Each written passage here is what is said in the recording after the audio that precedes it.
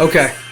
So go ahead and bring us in. Alright, Dante, well, not Dante, but Chapter Master Russ surges out from his battle positions with his jetpacks. They hit the ground, they just start running. No shots fired from any of the guys across this board here. The only ones who open fire in the shooting phase are going to be the company command squad. And out of them, the only man that took a shot is the ordnance master of ordnance, who drops an artillery barrage. It scatters, hits the one rhino, and destroys its storm bolter, and also takes a hull point.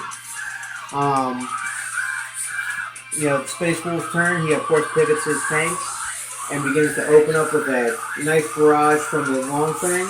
However, one plasma cannon got hot, torched the guy. However, he took a nice fat chunk. 3 guys out of the Sanguinary Guard unit, and that hurts because each of those guys is about 20 points a model, So, and with their upgrades, it's even more. So that's how that went down. He also popped off 2 plasma guns from the guy inside the rhinos and dropped 2 suckers that are in that assault squad over there. All right. So we'll get back to you guys at the bottom of 2.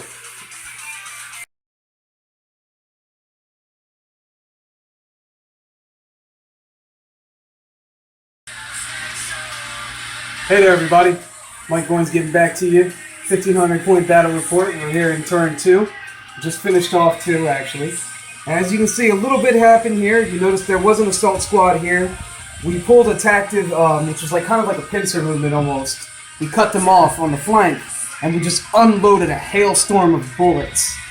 Flame template, plasma gun, plasma gun, storm bolter, all that went into one squad, and they just soaked up so many bullets. I mean, they did a really good job saving, actually. There was 3 left, and you had to roll 8 saves. So it's kind of like, are they going to survive or are they going to go? They went, but they went with pride. This guy came in, did an awesome job. I'm just joking. He did horrible. Just kidding. He did okay. The Hellfrost Cannon, it shot a straight strength 8 AP1 shot into him. Missed him completely on a twin link. The Lace Cannon hit, did a 1 or a 2 for armor pen, so it did nothing. But the Twin Link Multi-Meltas, which were my fallbacks, they got within 12, they rolled 2 pens, both rolled an 8 on the pen scale, and then I rolled a D6 and plus 2 because of AP1, so I got a 7, so he just exploded. And I forgot to roll to see how far out the explosion goes, because if you tip him back to where he was, it could actually hit them. So let's see how far out it goes. It goes 3 inches. I don't think it's going to hit him, but that does get 1.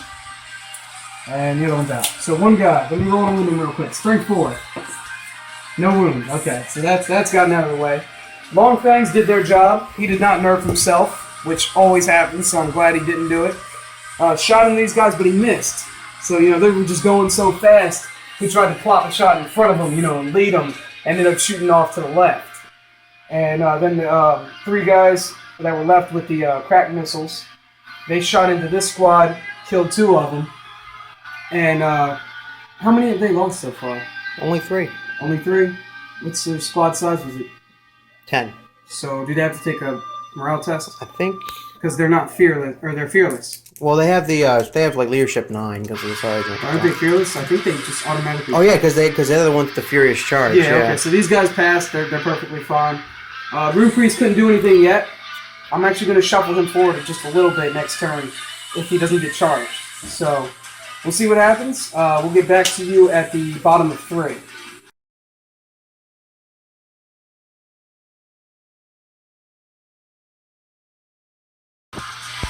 Go ahead. All right, guys. Top of turn 4. This is a wrap of what happened in turn 3, man. Well, as you can see, it's getting pretty dire over here. I've lost a lot of guys. But Dante and those 2 Sanguinary Guard, they must be touched by Sanguinus because they are not dying. That plasma cannon's just not hitting them. Not hitting them today. The assault squad over here is taking some casualties, but they're going to muscle through it. They're going to get in there, and we're going to have some carnage.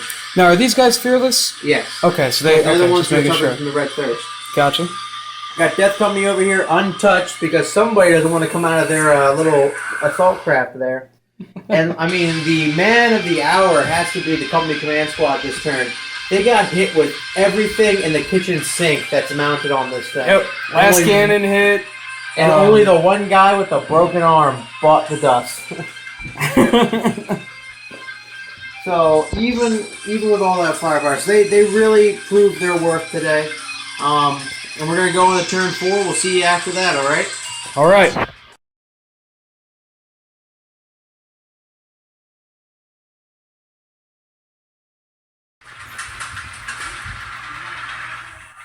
Hey everybody. Sorry about that. Back to you at the bottom of 4. Okay. A lot's happened so far.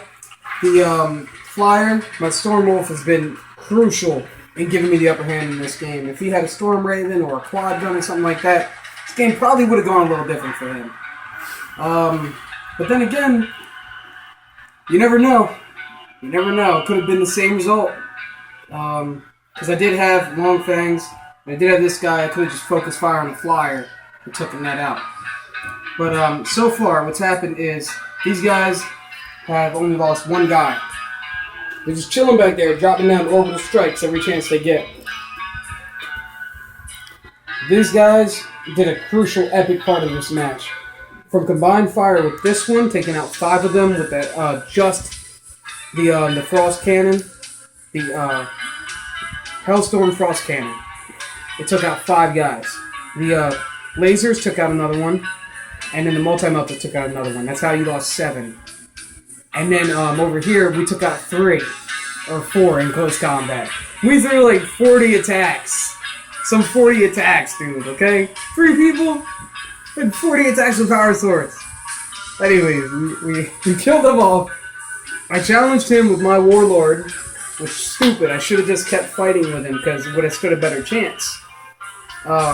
This priest has a power maul, and I didn't know that, which is why I issued the challenge. I didn't want to lose guys right off the jump. But right now, as it stands, the chaplain took out my Warlord, so he gets a point for that. And we wiped the squad. Now the only thing left is that one dude, but he's fearless. So he's going to stay in there until we kill him. He's only got 1 wound left, right? He's got 1 wound left. So let's hope that he dies. Up here, we lost the Long Fangs, but we still have the Rune Priest, so you got a point for that too. So it's your 4 to my 1 so far. Now it's up to the Rune Priest to mop them up, finish them off, and somehow get into a transport. That's all he can do right now because he's just struggling. He's by himself. Rhino was taken out by Orbital Strike. Finally, one of them's down. These guys are hunkering down, taking cover from the future bombardment. This guy right here, he took a hull point off, but now he's fine. He's going to be moving normally and everything. So I have an option here. Do I want to take them, move them up, open fire on these guys and try and kill them? Or do I want to try and move up the field and conquer that area? Because if I wipe the board, he can't win. It's a possibility. So we'll find out. We'll get back to you at the bottom of 5. It's going to be an epic turn.